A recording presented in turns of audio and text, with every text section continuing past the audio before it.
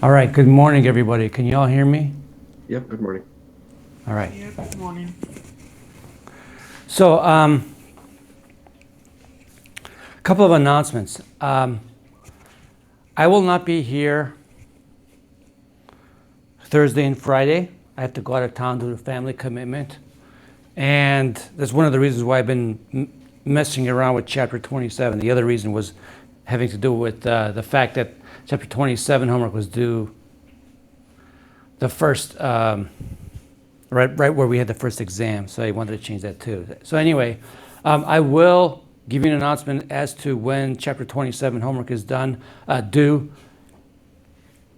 There's a couple more things I wanted to say about Chapter 27. I wanted to go through about 15 minutes and talk about the theory behind, or at least a model of electric current. And I might wait until the end of this unit. But I still recommend that you read Chapter 27, and I won't assign the web assignment until a bit later. Okay, the assignment is not short. In fact, 5 or 6 of the questions on the assignment are multiple choice questions on wiring circuits. So I'm going to be gone Thursday and Friday. I'm going to change the due date for the Chapter 24 homework to Monday the 27th so that you have the opportunity to ask me questions either by Monday, okay? Because I'm usually here on Monday after the lecture. There is lab on Monday. Professor Shakel will be running the lab, and so she's going to be answering your questions on the multimeter quiz. So I recommend that you play around with wiring that circuit and playing around with the multimeter, and just ask her any questions you may have. I gave her the multimeter kit and everything, so she can answer any questions you may have on Friday. My guess is the meeting will be short on Friday, but I want you to have the opportunity to ask her questions. Okay? So you will still meet on Friday. Okay? At least somebody's going to be there to answer your questions. So I hope you try playing around with the multimeter setup. Like I said, there's a demo, there's a simulation on Canvas. Click on it. You can play around with that and then start trying to wire things. And if you do blow a fuse with your multimeter, you have another fuse in your kit. And if you blow that one, then you have to contact Tyler and get another fuse. Okay. The Properties of Charge lab is due on the 25th. I'm hoping you've started on that. Remember, you can do the Properties of Charge lab with partners, but they have to be involved in every part. Okay? And make sure you read Chapter 24. That's going to be our focus over the next week. Okay. So I want to do, before I actually start anything, do you guys have any questions or anything? I do have a quick question for you. Sure. I have a few questions on the homework. Should I ask them during this, or should I come see you afterwards? You can come see me afterwards. I mean, I'm going to be here till 3:30 today, so. Okay. Yeah. Okay, thank you. Okay. So we're clear on what's due and what we're doing. So this week is about Chapter 24. We might get to Chapter 25 on Wednesday. And then the Properties of Charge lab. Okay. And if you have time to play around with the multimeter kit, go for it, because it's not a really long lab. It's just learning how to use the multimeter. Okay. There's a manual that comes with the multimeter. It's not the best written one, but you should look through it. One of the things, if you're going to become an engineer, is learn how to read manuals. Especially when you take the engineering courses, you will be told that learn how to read manuals. Even though the manuals aren't always well written, you should learn how to get used to read them. If you want to pick up your exam today, I'll be here, so pick up your exams. Okay.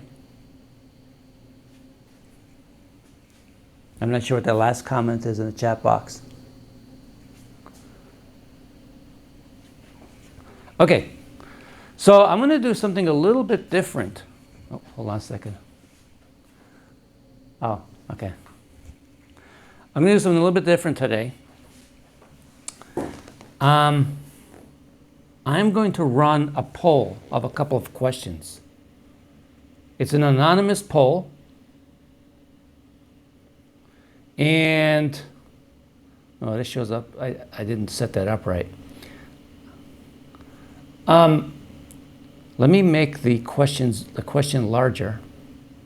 We're just going to do one question at a time. And let's see where you stand at.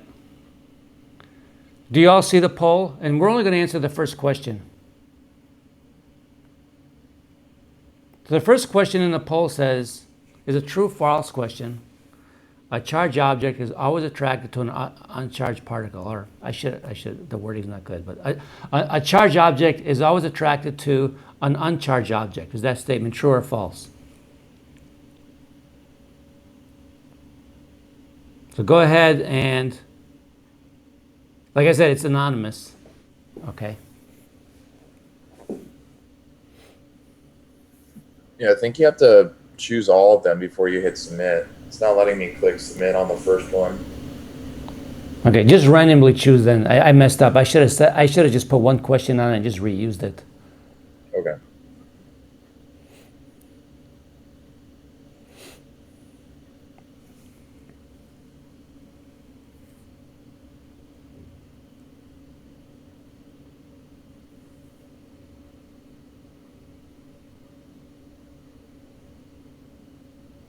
They did change the way the polling questions are set up. Okay, so I have 11 people who responded. Yeah, like for question 2 and 3, just pick a random choice for now.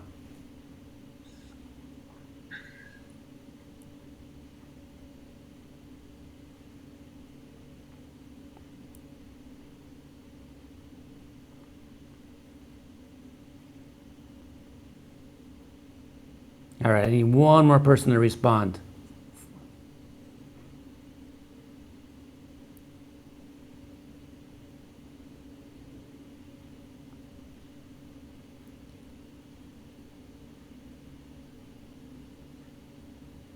Okay, I'm going to stop. And I will share the results.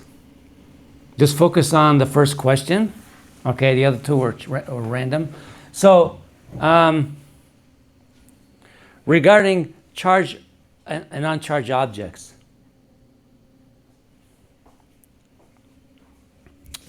I did a demo in lab with that big 2x4.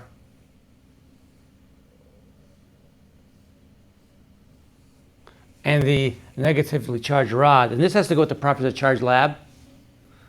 And when I brought the negatively charged rod by the 2x4, the negative and positive charge in the 2x4 got redistributed such that the negative charge stayed away from the positive charge.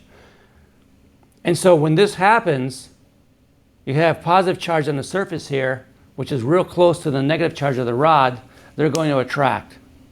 We cannot see the whiteboard, Professor. Yeah, we can't see the whiteboard. Oh, I'm sorry. I forgot to switch. Thank you.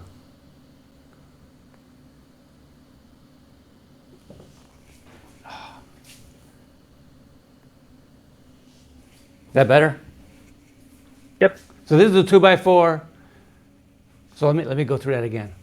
Okay. 2x4, the rod it's charged. When I bring the rod that's charged into the 2x4, the negative charge wants to run away in the rod, in the board, leaving a net positive charge here that's closer to the charged rod, and you're going to get an attraction. It doesn't matter whether this thing is a metal object or an insulator. A charged object will always be attracted to an uncharged object. That's always the case. Okay, and you see that in the first part of the properties of charge lab. Okay, there's 3 examples you can try. You only need to film one of them, the one that works best for you. Okay, Just film the one that works best for you. But what happens is when you bring the charged rod near the uncharged object, the charge gets polarized, if the material is unpolar, and leaving the opposite charge as far away as possible from each other. So you get charge polarization, you form dipoles. And so an uncharged object will always, always, always be attracted to a charged object. Okay? Let's try another one. Again, I apologize the way I set this up. Let me get to the next question.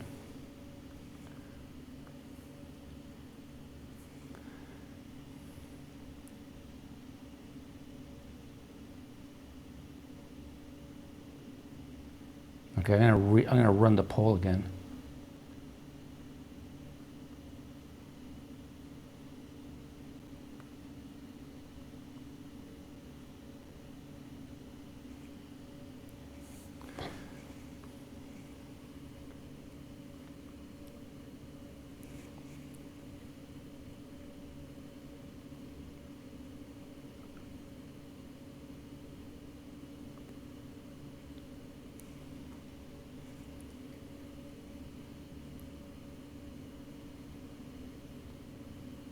All right, so let me see if I can run it again without having problems.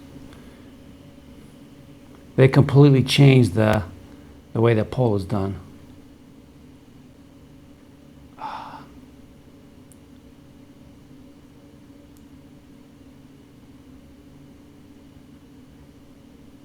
Do you see it now? Okay, Yeah. let me make the okay. Sorry, that way. So in this particular problem, we want to write down the expression for the magnitude of the electric field at point P due to that little element dx. And this goes to setting up that integral. Again, for question 1 and 3, just put in something random. The focus is on question number 2.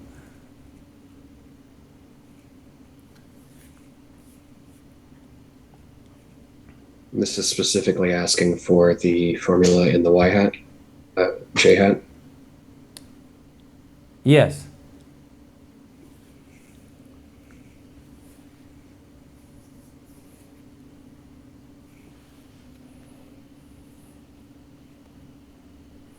And in fact, if the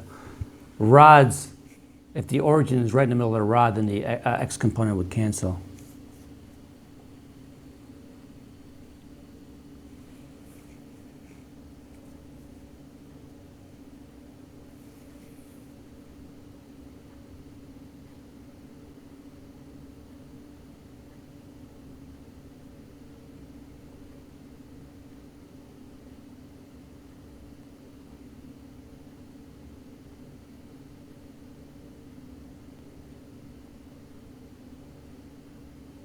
And this takes a little bit more thought.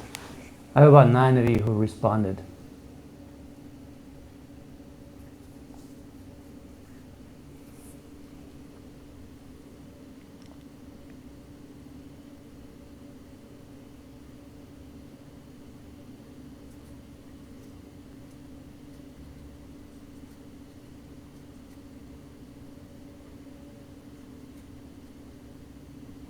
Maybe 4 more responses.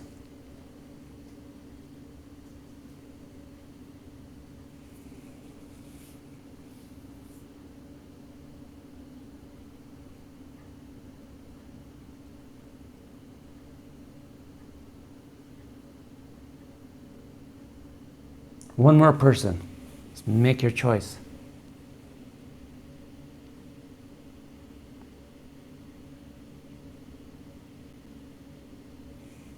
I'm going to give you 10 seconds.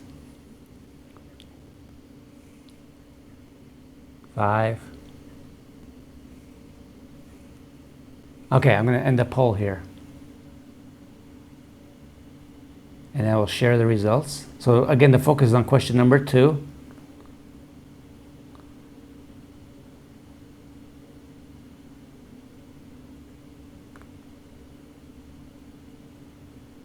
All right. So let's take a look at this one. And hold on, let me fix something here.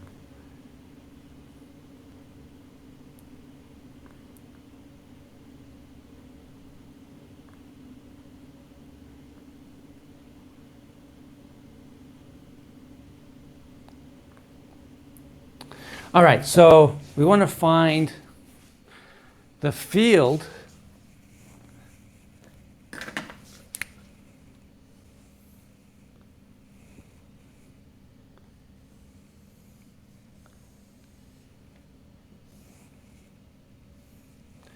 due to an element of charge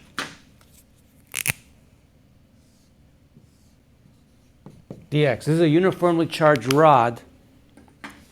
So dq is pretty easy to write. If the rod's uniformly charged, then lambda is q over L. And our vector r goes from our element to that point P.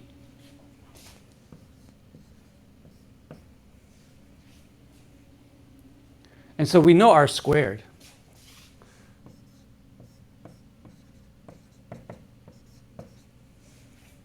Okay, based on what's given in the picture. And so the other one is r hat. R hat points is this unit vector. And if this angle's theta, it doesn't matter. I can call this theta or that theta. It's not going to change my answer. R hat is cosine theta I hat plus sine of theta j hat. And it wants the y component, so it wants this one. This distance is a.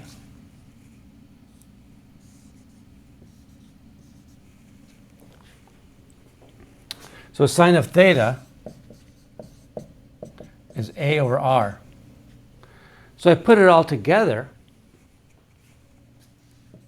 dE is k q over L dx r squared times a over r. And which choice was that? I can't see, it's too small. Hold on a second. That was A. Okay, it was choice A. Okay. All right, let's do one more. Let me stop the screen share. Let me relaunch the poll. And so for this last one, you have a ring of charge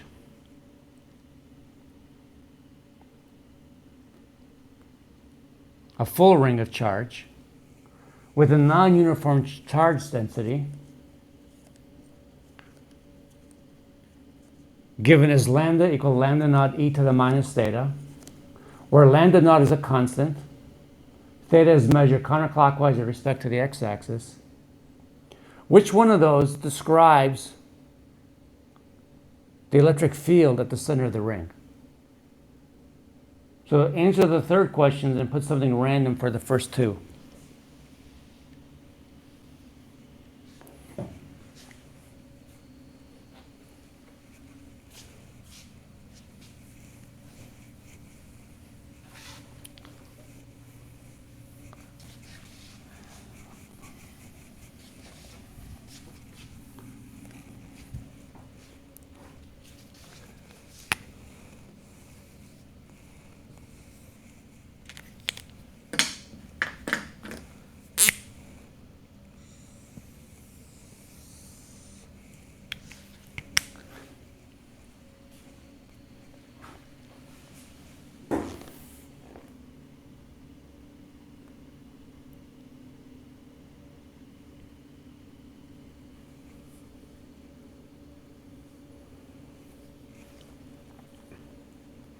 You don't have to set up the DE for this one. You just really just need to think about the system itself.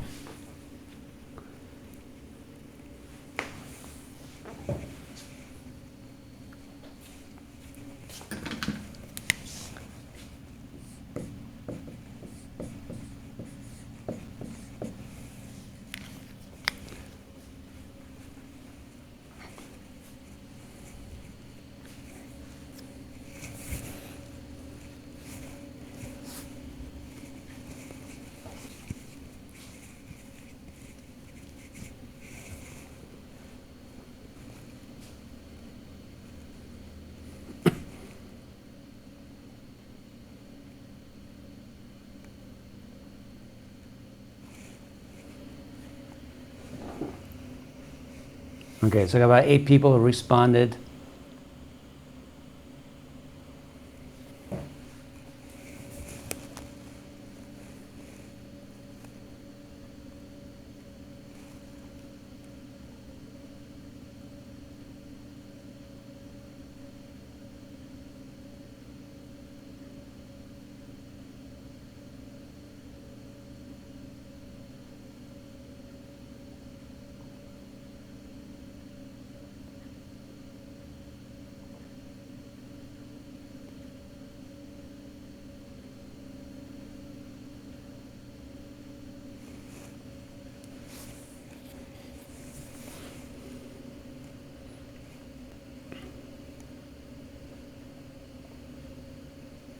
Three more people.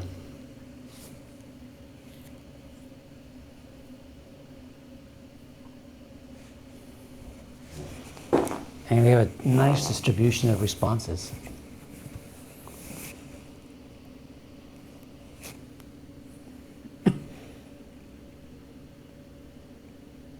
There's 3 more people. I'm going to give you 15 seconds. I don't spend too much time. 2 more people. 10 seconds. 5 seconds. Okay, I'm going to stop here. Sorry if I didn't give those last 2 of you enough time. Okay, so I want to share the results. So you can see we have a nice distribution of responses.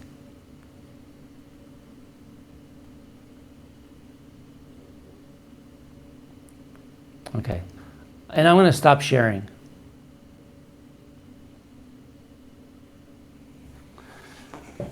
So I'm going to draw an element of charge here, ds. I'm going to draw an element of charge on the opposite side.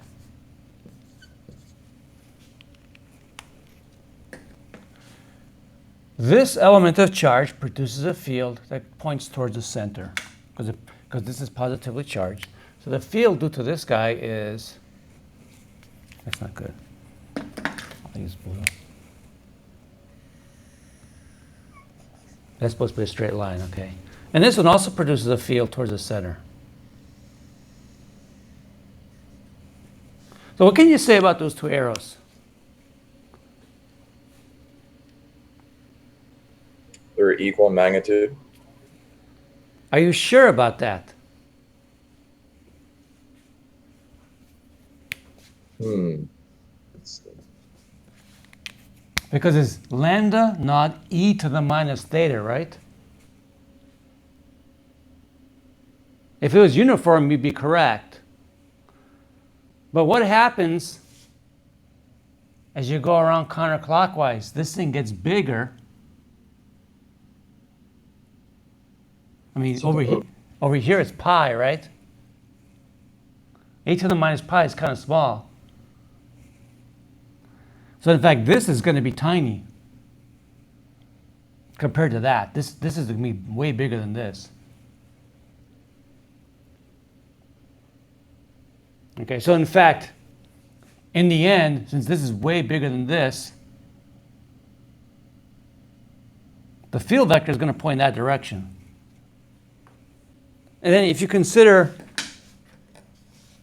these contributions,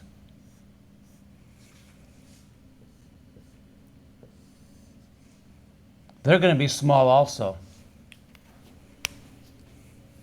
I mean, they do want to cancel each other out, but this, because the angle here is smaller than this angle, this has a bigger contribution to this. But it's still not like this one, because this decays exponentially. Right? The charge distribution decays exponentially. Like when you go almost all the way around once, this is e to the minus 2 pi. Okay. So really, the field is essentially going to point in the 3rd quadrant, right? This is going to be by far the biggest contribution. Anything in here is way bigger than anything in the other quadrants. because it decays exponentially. And so the field's going to be in the third quadrant. The answer is B. Okay. So I want to give you some, and I might, depending on how much time I have, I might do this on Wednesday, okay, with some of the stuff on today's lecture. I just want to see kind of where you're at, and then you can see where you're at. By the way, if you go on Canvas, there's a set of conceptual questions for this unit.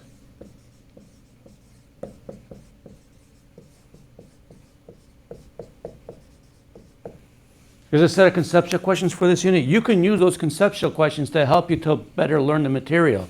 And there's answers. Right, we have answers. There's answers to them in one of the other units. I don't want you to look at the answers right away. I want you to try the conceptual questions. So in units 2, 3, and 4, I have sets of conceptual questions you can use to help you to better understand conceptually the ideas in this unit. Okay? All right, so now what we're going to do is we're going to continue with our discussion.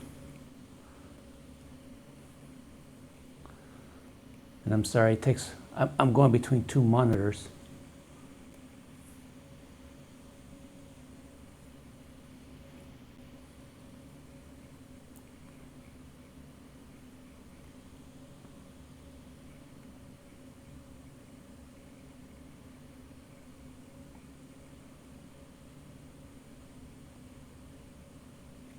Okay.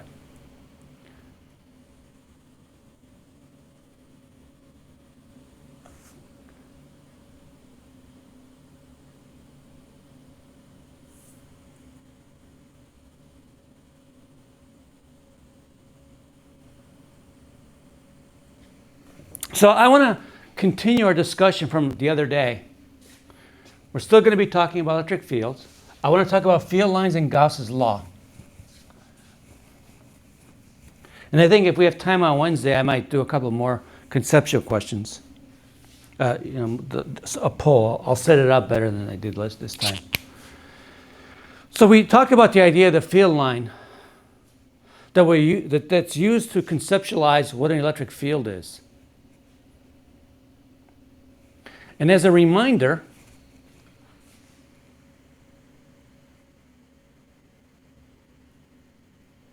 go back a couple of slides. If you want to draw field lines for a system, the number of field lines leaving a positive charge or entering a negative charge is proportional to the charge. The field lines are drawn symmetrically entering or leaving a point charge. Lines begin or end on charges, otherwise they go to infinity. And the density of lines is proportional to the magnitude of the electric field. And the last one when you're drawing field lines is that no two field lines can cross. Okay, so let me say something else about electric field lines. So I'm going to draw the field lines for a positive charge.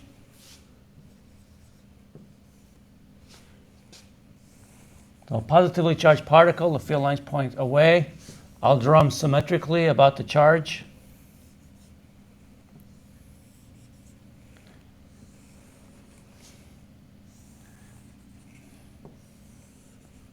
Okay, and I'm going to draw two imaginary spheres. Okay, I'm going to draw a circle, but think 3D, okay?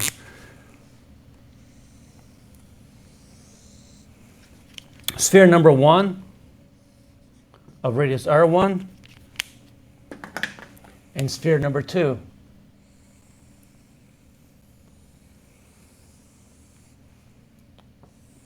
of radius R2. So these represent the field lines. I drew them symmetrically about the charge. What can you say about the field lines going through the two surfaces? Well, the number of field lines going through both surfaces is the same, right? I drew 8 lines. The number of lines I draw is arbitrary. It's based on the size of the charge. So if I had another charge here that's twice as big, I would draw 16 of them. If I drew 8 for this one, if I had something that had twice the charge, then I would draw 16 of them. And that would represent the fact that I have more charge, I have twice the field at any specific location from the charge. Okay. So it's true then, you guys can all see that the number of field lines that go through each one of those imaginary spheres is the same. Right? And we know that the electric field, oops, the electric field is proportional to the number of lines per unit area.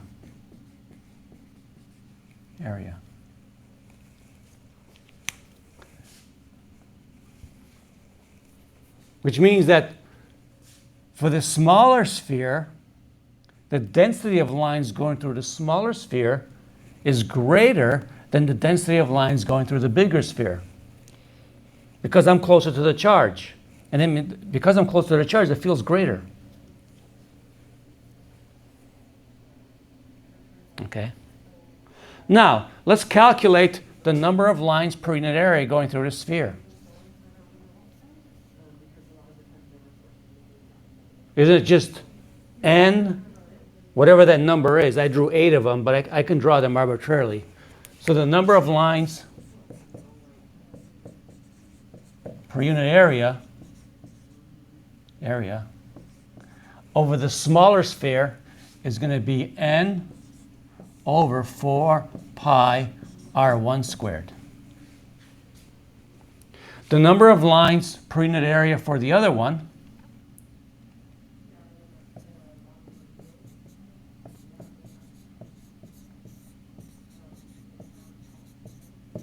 is going to be n over 4 pi r2 squared.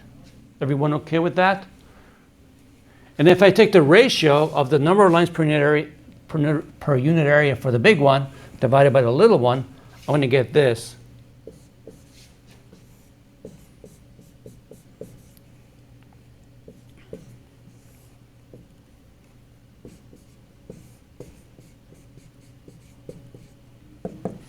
The ends cancel. And then this is going to go up in the numerator.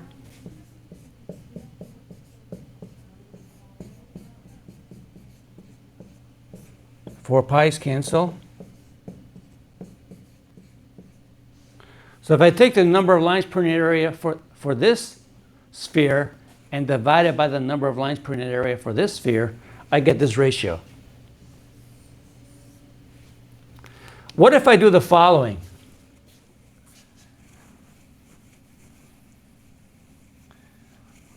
Calculate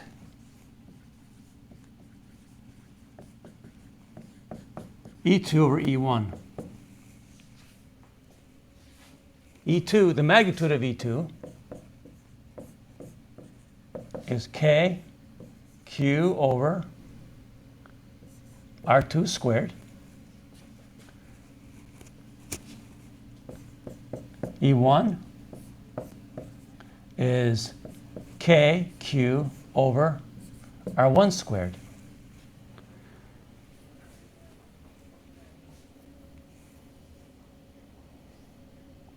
Let's take E2 over E1.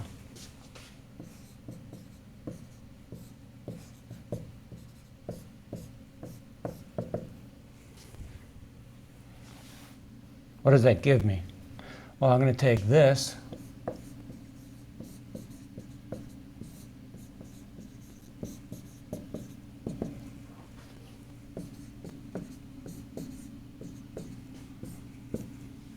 I get the same ratio. It shows you exactly that the number of lines per unit area is related, is proportional to the electric field. You get the same ratio.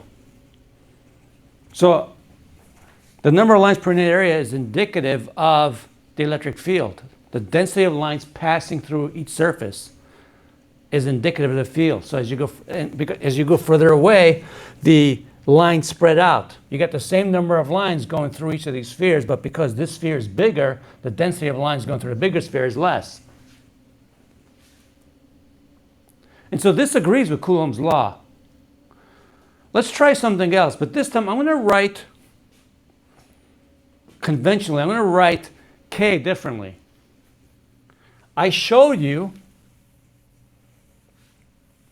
earlier that K can also be written as 1 over 4 pi epsilon naught. Where epsilon naught is the permittivity of free space. Okay, it's another way of writing the Coulomb constant. So I'm going to calculate something else. And I'm going to do a simple calculation. But the calculation I'm going to do is true in general, and the results are very important. But I'm not going to do the general proof because it involves Calc 3. Okay? So I'm going to do the simple calculation, and you're going to believe me that it's true in general. Unless you want to look at your calculus book. I think usually your calc book will probably have the proof of this. So we know that the electric field is proportional to the number of lines per unit area. And I can't change this to an equal sign because of how arbitrary I draw n. Okay? What I want to do is look at E times A. The electric field times the area. That's going to be proportional to the number of lines penetrating through a surface. Now I got to be careful when I talk about the number of lines penetrating through a surface. Okay? It's the number of lines passing perpendicularly through a surface. If the electric field had a component that's tangent to the surface, that tangential component is not going to go through the surface. And just imagine water flowing through a pipe. Okay, imagine water flowing through a pipe. And you have a flow that's going like that. Only the component that's in this direction is going to penetrate only the water flowing in that direction is going to go through. Only the components of V that's in this direction make the water go through. The other component doesn't do anything. Okay? So it's important that we talk about the component of the field vector that's perpendicular to the plane. Whoops. So I want to calculate the electric field times the area. Another thing too is if I'm going to calculate this, I got to make sure that the electric field has the same value along my imaginary spheres that I drew. Now, this sphere has a radius R1. This sphere has a radius R2. What can you say about the electric field all the way around the sphere?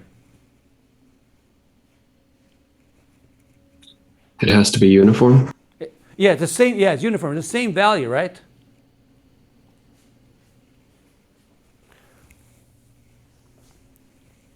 Okay, so that means I could just take the product, because otherwise, if it varied along the surface of the sphere, then I'd have to break up the spheres into teeny tiny surfaces such that the field is constant over that surface.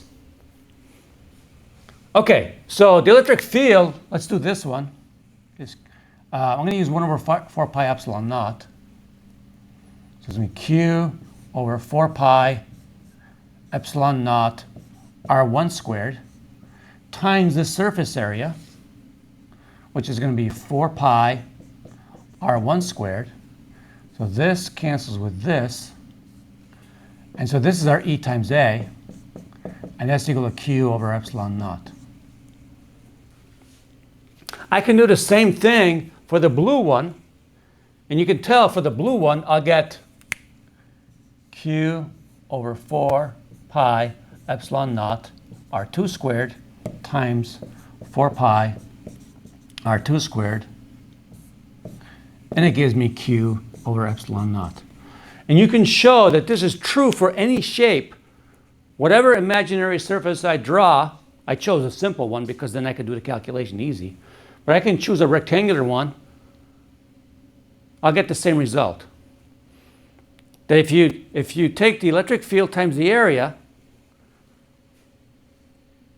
it's going to be equal to whatever charge is enclosed inside this, my imaginary surface divided by epsilon naught. Okay. But you have to in the general case, you have to prove using calculus, Calc 3. I just did it the simple way. That product of the electric field times the area is called the electric flux. And I've done the easy case because the electric field is uniform over the surface. But what if it's not uniform over the surface? What do I do if it's not uniform over the surface? Like I said before, I have to break up the surface into teeny tiny pieces and calculate E times A over that teeny tiny piece. And I gotta go all the way around and sum them all up. Okay.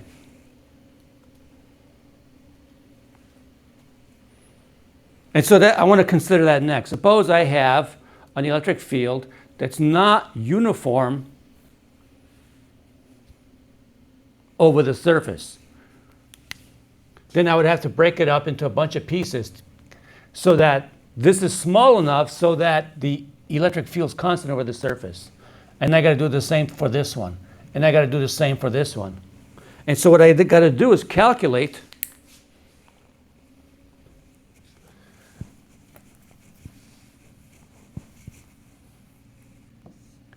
E sub I times A sub I and sum them all up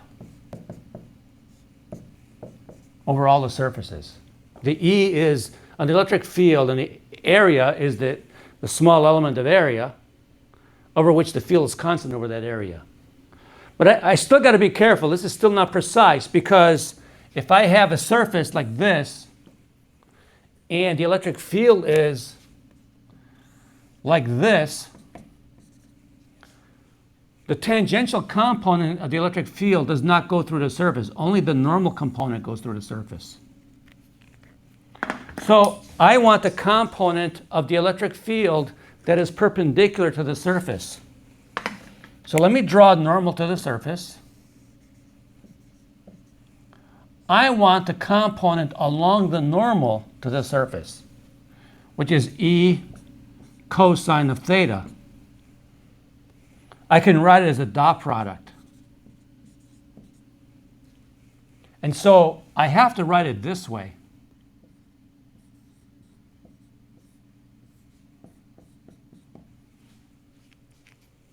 Where the I just represents which surface I'm looking at.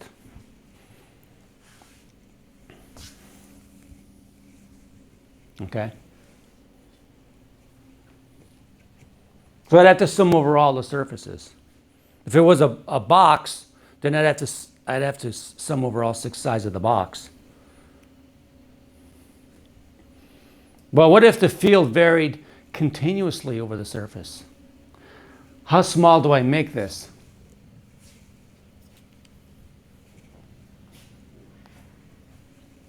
I'd have to make it infinitesimally small.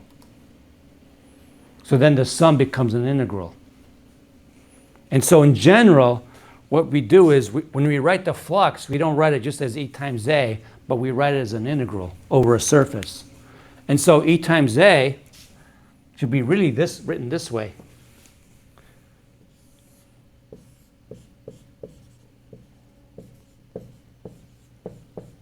Like this. By the way, it's written sometimes like this. Well, this is called the area vector. This is the same thing as this. I like writing it this way because then you focus on the normal to the surface. Other faculty write it, which is a dA. Okay. So that's the most general way of writing it. And this is called the electric flux.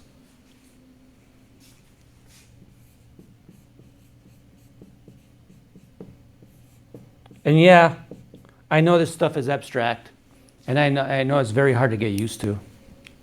If you've had Calc 3, you've probably seen something like this before. Because the last unit in Calc 3 is on vectors, and usually you start talking about this. So you'll see something like this, but in Calc 3 it's described more generally because this topic is used in when you talk about heat transfer, when you talk about flow in a pipe, mechanical engineering, okay, fluid mechanics. It's talked about in this field. This topic is, you see it in a lot of fields of engineering and physics. Okay. So this is called the electric flux, and the units are the Newton per Coulomb times meter squared. And we usually denote it with the Greek letter phi. So we write it like this.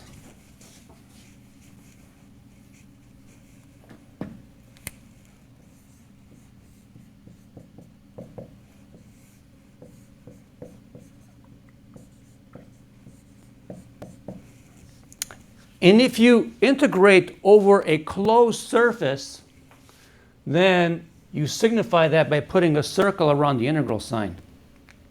That tells you you're integrating over a closed surface. Like, so these spheres that I did, see this sphere that I did, this dot product was the same all the way around the sphere. So I can pull this out of the integral sign.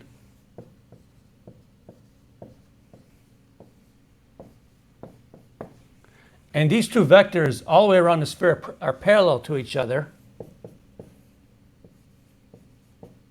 And then my dA is just 4 pi r squared.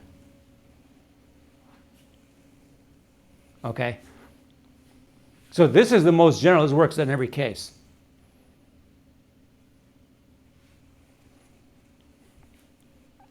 And this is the top, and you know, to be honest, this is probably the most abstract topic we talk about in this unit.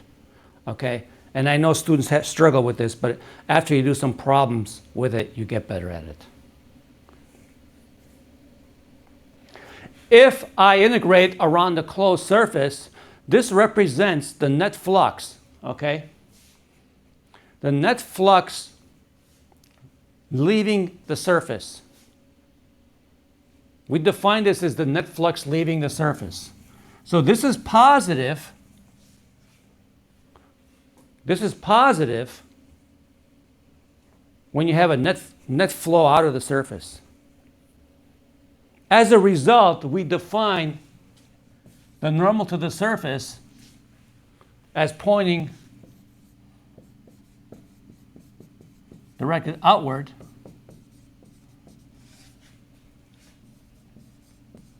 away from closed surface. So that if you have a positively charged particle inside the surface with field lines like this,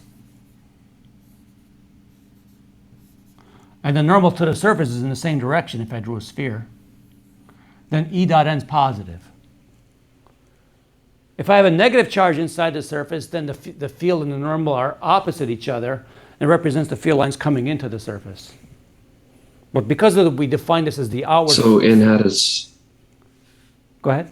I'm sorry, n hat is always positive, and the overall positive or negative of expression depends on the field, right? Yeah, n hat is Okay. always positive, yeah, pointing outward. Well, I don't know if I want to say it's positive. All I want to say is that, Sure. because it's a vector, but n hat always points away from the surface, outward. Okay? Whether the dot product is positive or negative depends on whether the two vectors are parallel or opposite each other. Okay? But I don't want to say it's positive all the time. I mean... Sure, yeah. Right, okay.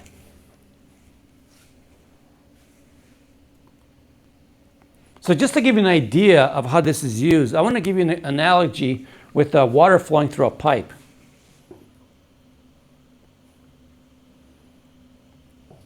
I just remember learning this and this being very abstract and trying to find ways to make it a little bit more tangible.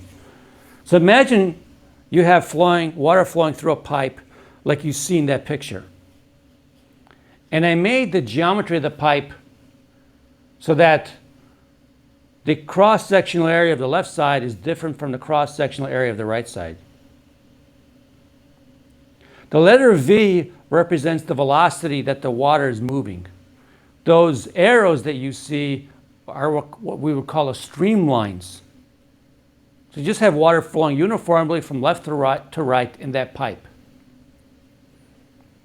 And we want to talk about how much water or fluid, I'm just going to say water, is flowing through the left-hand side of the pipe. I want to look at how much water is flowing through the right-hand side of the pipe.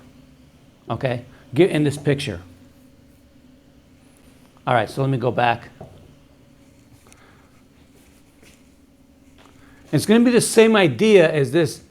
The electric field lines are very abstract, but when you talk about water flowing through a pipe, it's a little bit more tangible. Okay?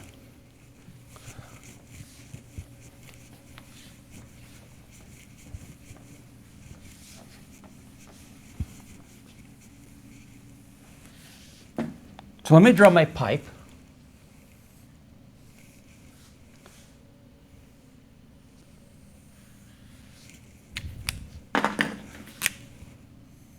Here's the water flowing through here.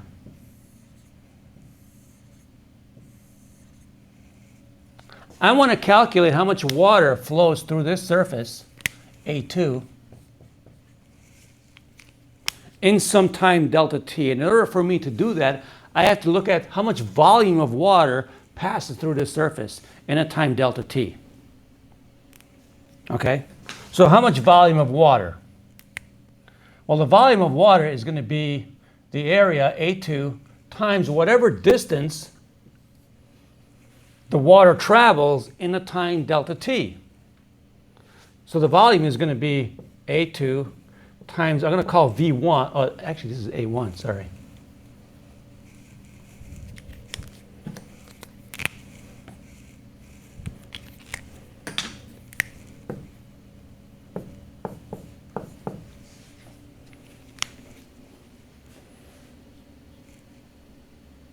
The mass of water is going to be the density times volume.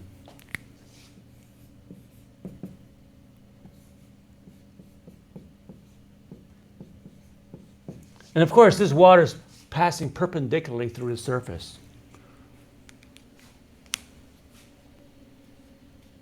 Okay, so this is the amount of mass, this is the amount of water in kilograms per second that's passing through the left side.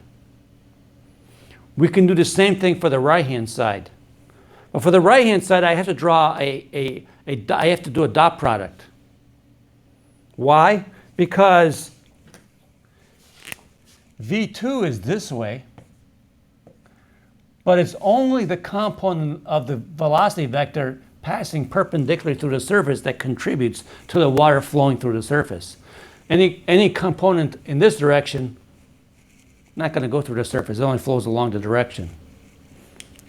And so the amount of water going through here is going to be rho A2 V2 dot n hat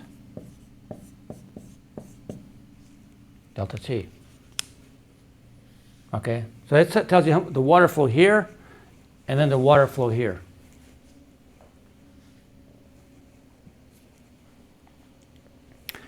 If the water is flowing uniformly, there's nothing in here causing the water to act weird, then the velocity here and the velocity here are going to be the same. And so really this is V1. Or we can just call it V. Okay? So we can call these just V, because the velocity of the water here is going to be equal to the velocity of the water there. And in fact, if there's nothing in here that's taking out the water, if there is no drain inside my pipe, or if there's no faucet, there's some source of water inside the pipe, whatever comes in through the left has to be equal to whatever goes out through the right. Isn't that true? If there's no source of water, whatever goes into the left must go out to the right.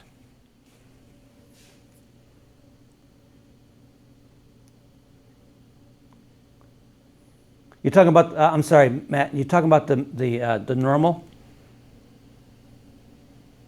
Yeah, the normal, that's right. What you said, what you wrote in the chat box is correct. So this has to be equal to this if there is no source or no drain in there. Okay? So the net amount of water going through here is what? If there's no source, what's the net amount of water going through there? The closed surface. It's zero because whatever goes in comes out, right? So if there's no drain,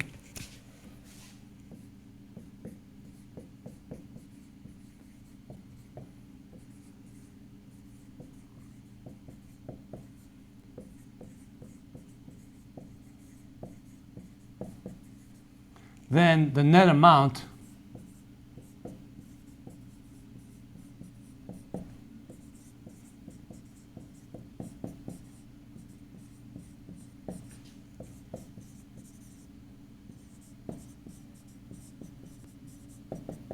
in other words, if I integrate it, if I took the integral of the density times V dot N dA, I'll have a delta T here. Whatever in goes on. So if I want to look at the flow rate, I divide by delta T. So the flow rate on the left equals the flow rate on the right. If I divide by delta T, I get a flow rate. Okay? So this integral is zero if I have no source inside. Or a drain. If I have a source, this is a positive number. If I have a source, then so I have some dm dt there. Or if I have a drain, the dm dt will be negative. Now when it comes to what we've been talking about, replace rho times v with the electric field and replace this with q over epsilon naught. So this is, for us, this is like the electric field. And for us, this is q over epsilon naught. The same thing. Okay? So the electric field lines you're talking about represents a net flow outward through a closed surface. But you can think of it in terms of water flowing through a pipe. Does that make sense?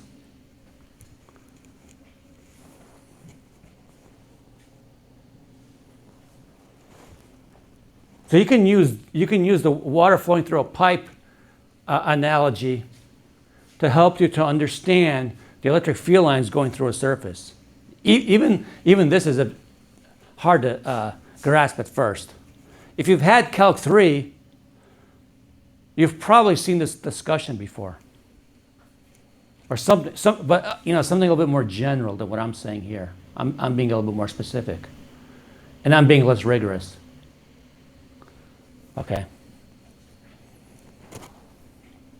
And so what I'm saying is that the integral of a flux through a closed surface is equal to zero unless you have some sort of source inside it, inside the surface. In our case, the source is a charge. You can talk about it in terms of heat also, the heat flowing through a surface. Okay. If you had 215. Although we don't do those problems in 215 though. So having said that, and I'm going to write the important equation, this one.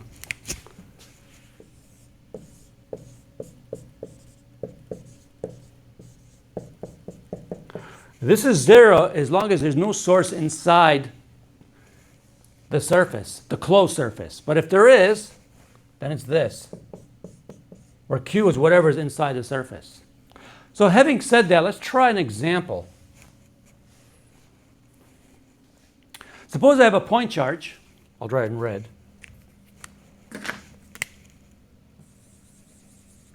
Okay? And I have a big ring.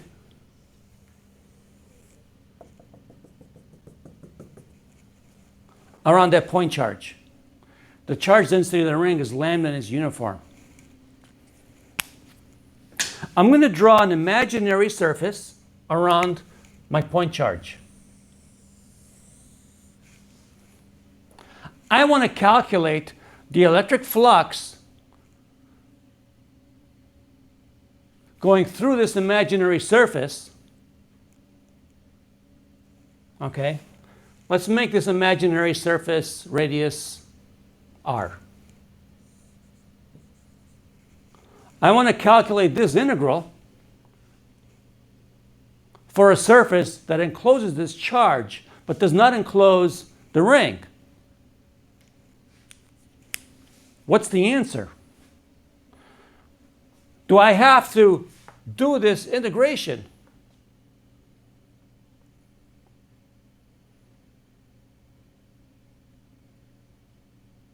The answer is no, I don't have to do the integration because I know the answer already, because this integral is equal to whatever the charge is enclosed inside the sphere divided by epsilon naught. By the way, this is Gauss's law. Okay, this is Gauss's law. This is the important equation of chapter 24. This is one of Maxwell's equations. And we're going to use it to calculate electric fields. But anyway, for now, we're learning just what this means. I want to calculate this integral for this through this surface that encloses this charge.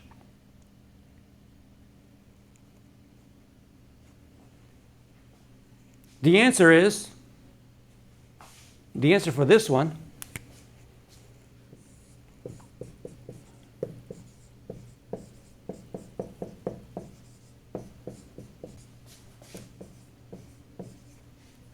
that's it.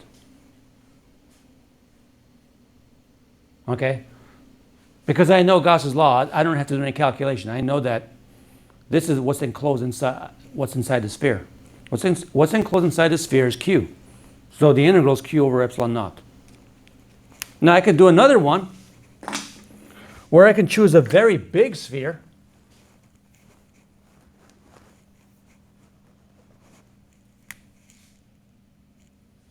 I'm probably not going to draw a nice sphere, but let's pretend it's a sphere. I squashed it because of the PowerPoint slide gets in the way. Okay. What's the integral of E dot NdA for the big sphere? Well, the big sphere encloses not only this point charge, but also the ring. And so this is going to be Q plus Q ring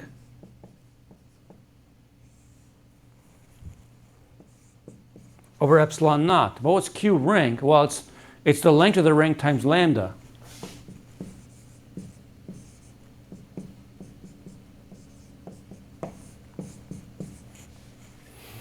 That's my integral.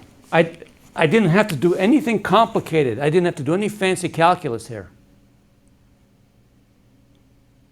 Okay, and I'm trying to avoid that. I'm trying to avoid doing any fancy calculus with this integral, because for that ring, that would be tough to do, because I'd have to find the electric field due to that ring, and then take E dot N for that ring. Boy, that would be tough. Okay. Questions? Yeah, for that, when you had Q plus Q of the ring over epsilon naught, Yeah. that became Q naught plus 2 pi. What is multiplied by lambda there? It's 2 pi b, which is the circumference of the ring, times the charge per unit length. Okay, thank you. Okay. And the Q naught component comes from the sorry, point charge. the Q. Okay. Sorry, that's my bad. It's this one. It's that little charge inside. Point charge, yeah. Yeah, sorry about that. Okay, so let's do another problem.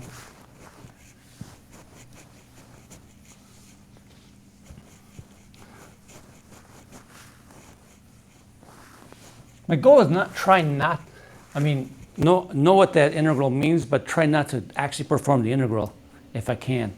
So let's pretend I have a region of space that has a uniform electric field.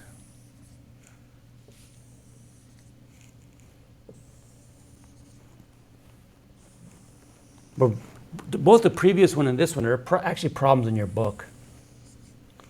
Okay, here's a region of space, uniform field. Okay, and let me draw an imaginary sphere in here. Right, these are just mathematical constructs that actually help us to solve problems. So I'll try to make it look like a sphere, if I can.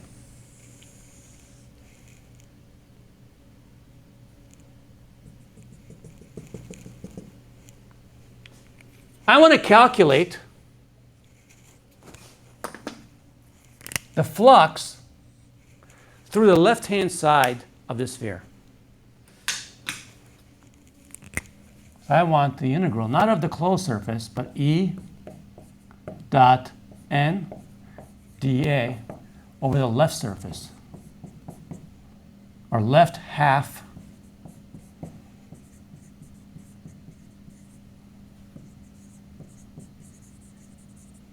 I want that.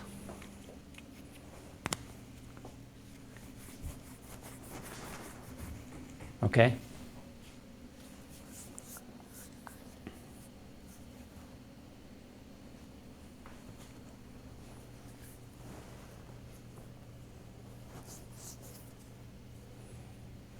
So I can do this the brute force method, but then I'd have to calculate I'd have to determine an expression for the normal to the surface of the sphere.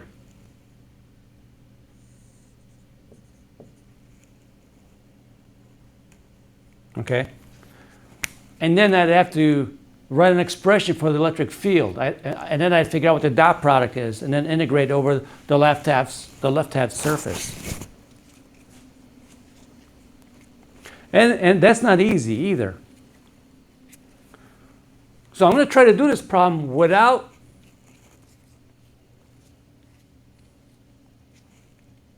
physically doing the integral.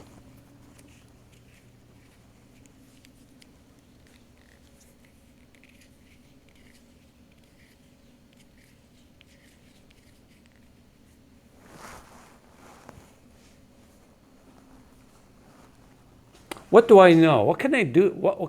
How can I do this without actually doing the integral? Well, first of all, I do know that the total number of lines that go in come out. So that means that whatever goes in here comes out this way. And that's because the field is uniform. So whatever line comes in from the left-hand side goes out from the right-hand side. So the flux over the closed surface is 0. I also know that whatever goes through the left-hand side goes through the center, the center circle.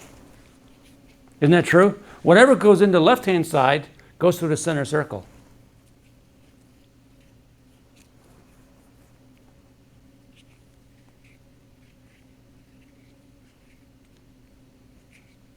What's the area of the center circle? This big one. Well, we don't have a radius, but it's just pi r squared. Okay, yeah, just r. Yeah, so we'll just call it r. Right. And what can you say about this through the center circle? What can you say about the dot product? Well, the normal is always parallel to the electric field. Well, not parallel, but anti-parallel to the electric field.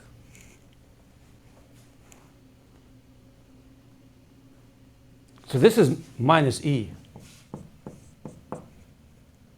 So this integral is easy.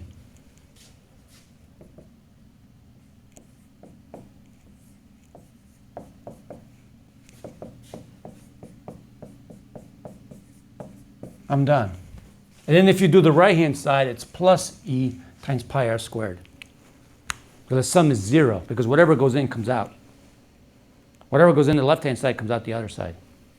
It's not E times 4 pi r squared, or it's not E times 2 pi r squared, because the electric field always makes an angle with respect to the normal to the surface on the left-hand side, except over here, or over here, sorry. Okay? That's my answer. I'm done. I didn't do any calculation. To take advantage of any simple argument. You know, it's not hard with a. I mean, if you wanted to actually do the calculation, I actually did the calculation with a sphere. It's not too bad, but this is easier. Okay. So we've been using is Gauss's law. That quantity, I know it says in our last lecture, because I used to have these broken down into 50-minute lectures. This expression is called Gauss's law. The closed flux, the electric flux over a closed surface is equal to Q over epsilon naught. Where the surface we're talking about is not a real surface, it's an imaginary surface that we draw.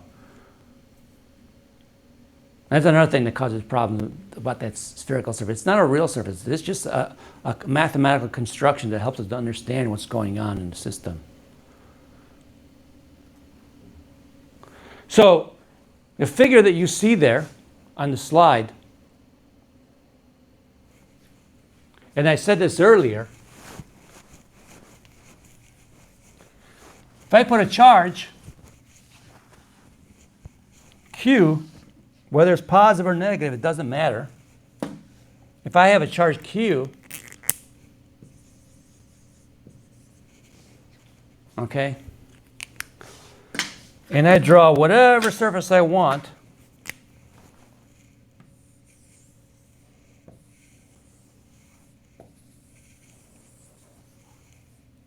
the integral of the electric field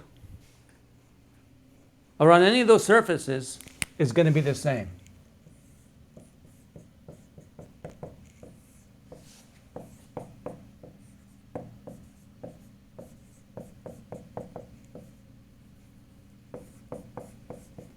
Whatever is enclosed inside those surfaces is going to give you, I'm sorry, let me rephrase that. The integral of this quantity is going to be equal to whatever is enclosed inside those surfaces. Doesn't matter what the shape of the surface is. Furthermore, the number of field lines that go through this one is equal to the number of field lines that go through this one, and it's equal to the number of field lines that go through this one. If I put a charge here,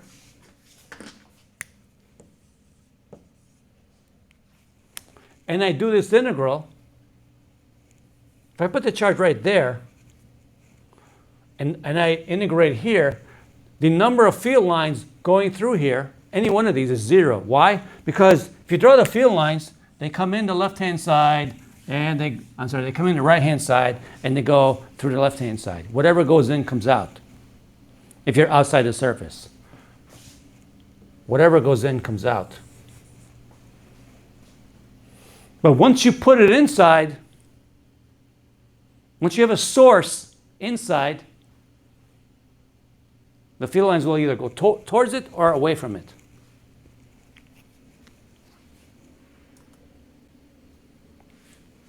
Now, this Q sometimes, I mean, it's not always a Q. Sometimes it's not always a point charge. Sometimes you have some sort of charge distribution.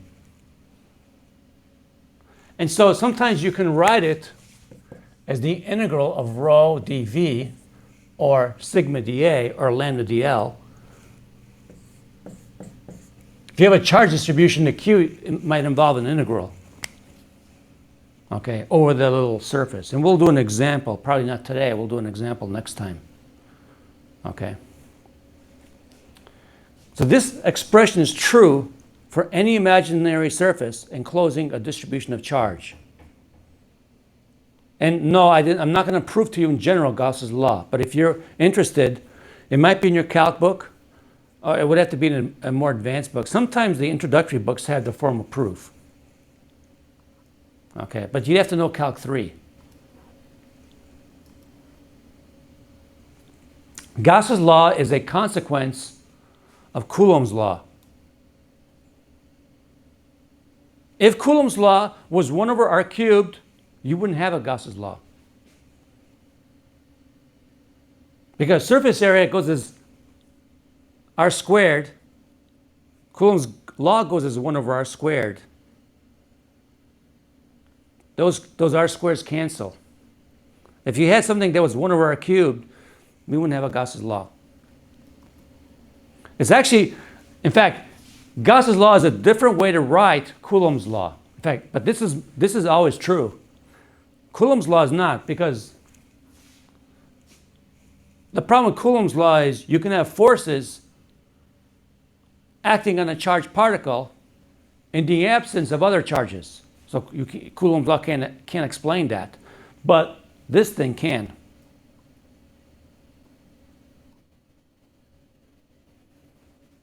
A couple of questions regarding Gauss's law.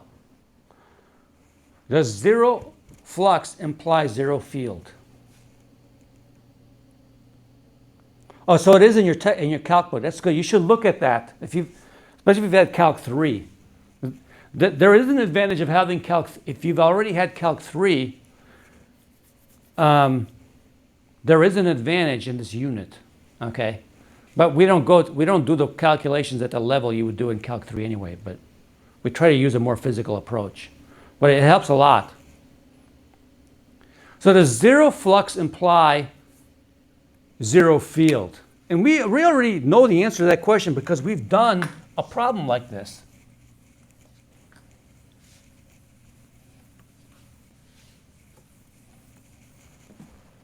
Suppose I have a uniform field.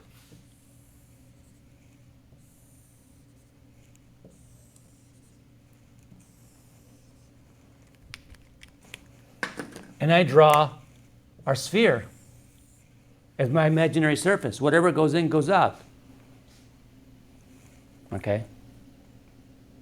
So zero flux does not necessarily mean zero field.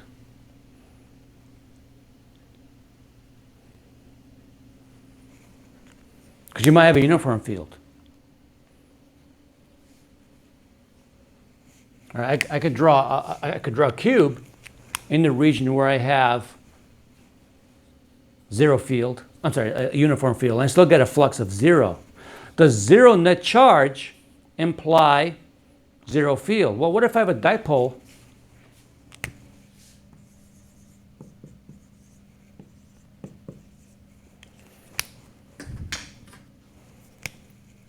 and I draw my Gaussian surface? When I do the integral, in this case, I get 0. When I do this integral, I get 0 because my total charge is 0, but the field won't be 0. The field is the field due to a dipole, which is, somewhat complicated.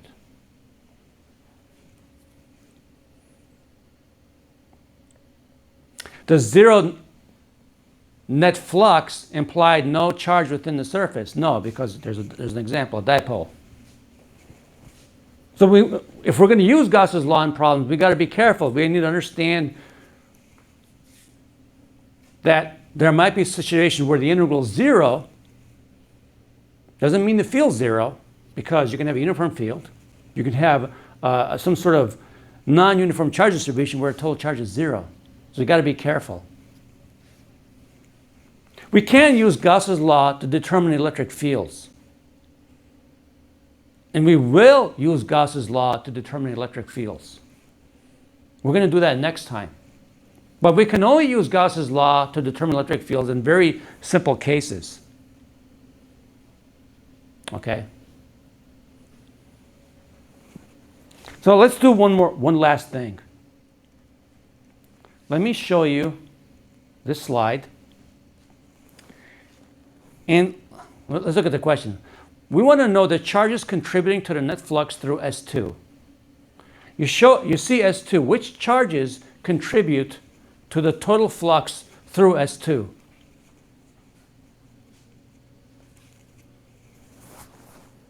All of them? Well, look at S2. S2 encloses which charges?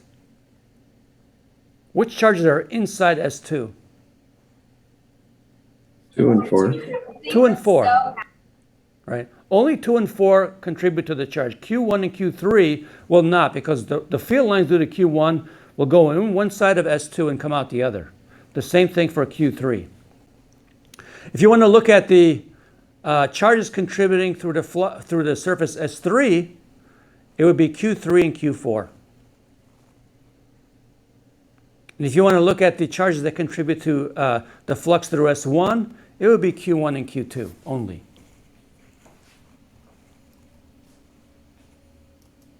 Okay, so I'm going to stop here, and then next time we're going to focus on actually calculating. I'm going to do one example on calculating flux, and I want to do it because students have a hard time with this.